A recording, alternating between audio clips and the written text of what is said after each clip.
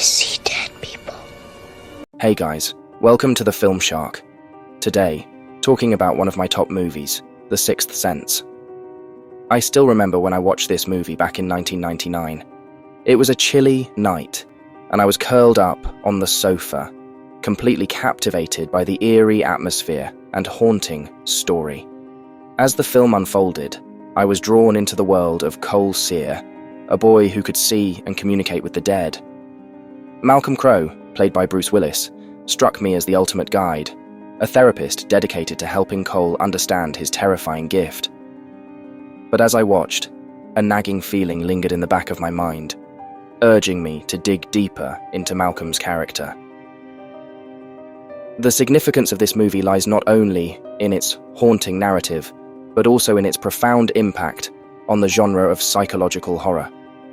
Critics have praised the film for its masterful storytelling and innovative twist ending, which has become a hallmark of Shyamalan's work.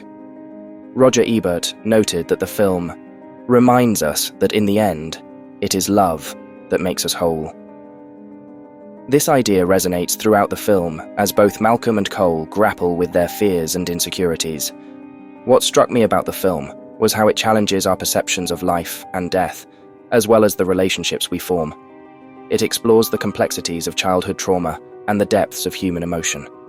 The film's legacy is underscored by its cultural impact, inspiring countless references in popular media and keeping it alive in discussions about the best films of its era.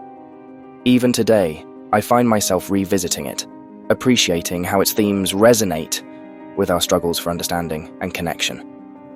At the Film Shark, we delve into these narratives, looking for the deeper meanings that often go unnoticed. To support this interpretation, consider the words of renowned philosopher Friedrich Nietzsche, who said, "He who has a why to live can bear almost any how."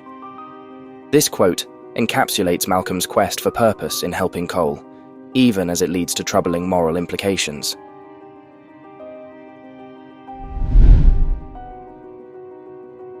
When most people think of this film, they view it as a heartfelt story about a troubled boy receiving guidance from a compassionate therapist. Cole Sear, played by Haley Joel Osment, is both innocent and vulnerable as he deals with his unique ability to see dead people. This talent isolates him from his peers and creates a constant atmosphere of fear in his life. Enter Malcolm Crowe, played by Bruce Willis, who seems like the perfect therapist, genuinely wanting to help Cole navigate his terrifying experiences. The big reveal that Malcolm has been dead all along turns the story into a powerful tale of redemption and emotional healing. Many viewers see Malcolm as a hero, committed to helping Cole face his fears and ultimately find peace with his abilities. This take emphasizes the strong bond between Malcolm and Cole, celebrating how empathy can truly make a difference. Malcolm's efforts to guide Cole through his struggles feel selfless, as he tries to provide the support that Cole desperately needs. As the story unfolds, there are plenty of emotional moments that strengthen this connection. For example, when Cole finally opens up and says, "I see dead people," it's not just a shocking moment, it shows how far he's come in trusting Malcolm. It's a sign that he's ready to tackle his fears, and Malcolm's support feels like a lifeline. This is where the film shines, reminding us that even the most troubled individuals can find comfort and understanding, which is especially comforting in a world filled with darkness and uncertainty. However, I started to feel that this understanding might be a bit too simple. It's easy to root for Malcolm as the caring therapist, but I couldn't shake the feeling that there was more going on beneath the surface, more complexities in their relationship that make things tricky. Malcolm's dedication to helping Cole can also look a bit questionable if you dig deeper. His obsession with making up for his past mistakes, especially with Vincent, pushes him to focus on Cole's healing more than his own emotional needs. This brings up a big question. How far can someone go in the name of helping others before it turns into manipulation? After all, how can we really define heroism when it might come with some serious consequences? The film encourages us to think about the ethics of Malcolm's actions and whether he's genuinely trying to help Cole or if he's just using Cole's situation to feel better about himself.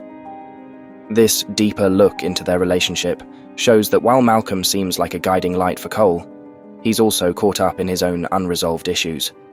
The whole idea of being a hero gets a little messy, making us reflect on the complexities of human relationships and the moral grey areas that come with them.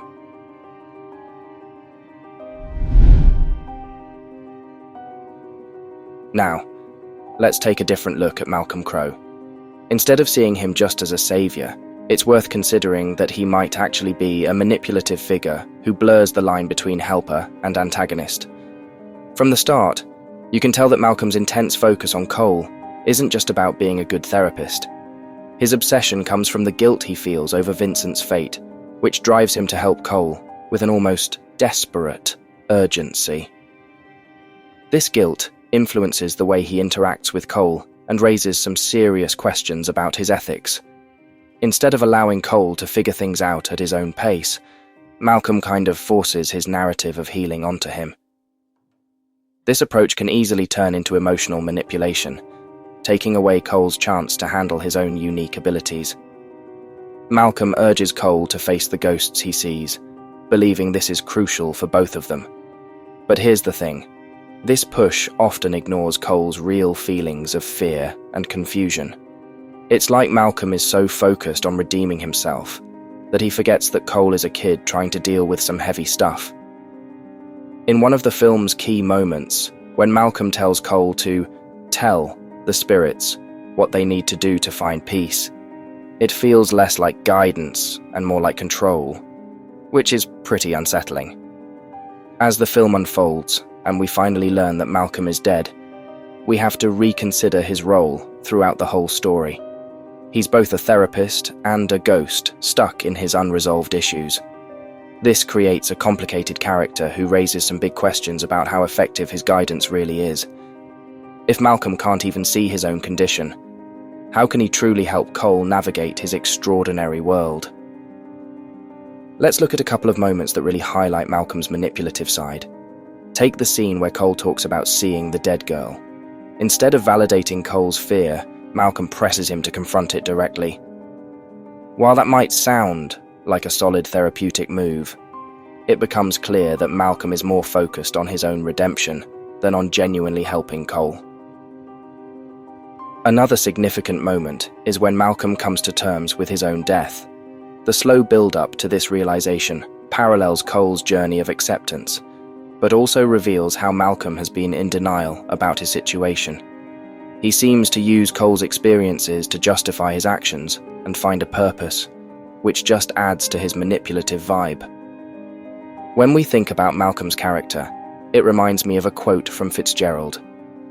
"The test of a first-rate intelligence is the ability to hold two opposed ideas in mind at the same time and still retain the ability to function." Malcolm truly embodies this idea.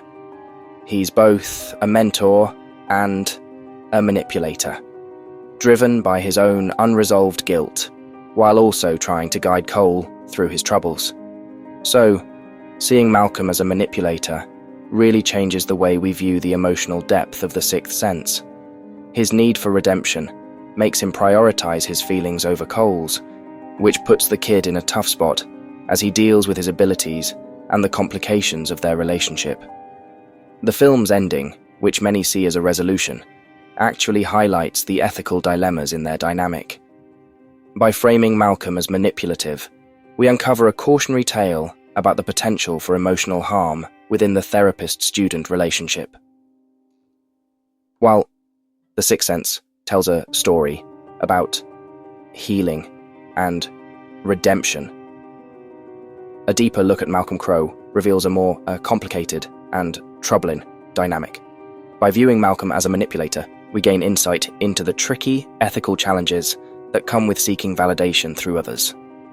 If you found this analysis intriguing and want to explore more alternative perspectives on your favorite films and shows, don't forget to subscribe to The Film Shark. I'm excited to unravel the mysteries of storytelling with you and dive into the depths of cinema, one theory at a time. Your thoughts and insights mean a lot to me, so leave a comment below and let me know your take on this theory.